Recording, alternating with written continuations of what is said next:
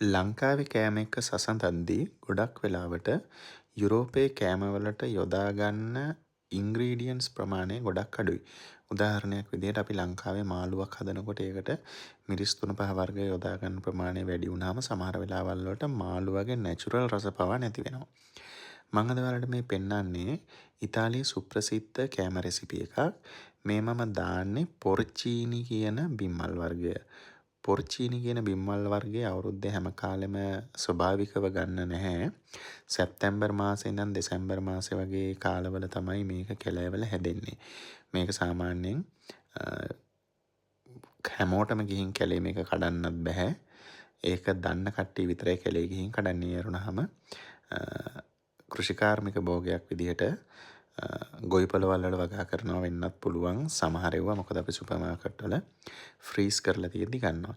අපි මේක සරල විදිහටම හදන හැටි මම ඔයාලට කියන්නම්.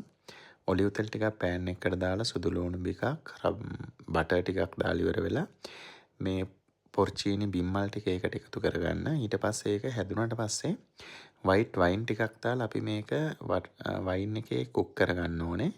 ඇල්කොහොල් ටික වාෂ්ප වෙලා ගියාට පස්සේ අපිට පුළුවන් පැස්ටා එක මේකට එකතු කරන්න. මම මෙතන පාවිච්චි කරලා තියෙන්නේ ෆ්‍රෙෂ් පාස්තා එකක්.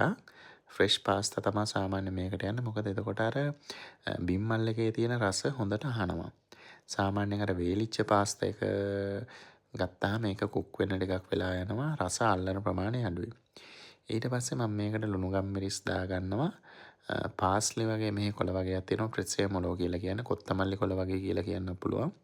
එහෙම ටිකක් චොප් කරලා උඩින් දාගත්තාමත් රසයි.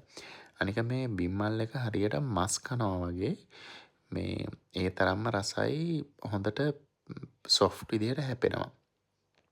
ඔයාලට මේක පිඟානට දාලා ඉවර වෙලා ඊට උඩින් අපි ඉතාලි කෑමක් කනකොට ඉතින් හැමතැනම දාන චීස් කුඩු ටිකක් නොදාම බෑනේ. ඉතින් අනිවාර්යෙන් චීස් කුඩු ටිකකුත් දාලා ඉවර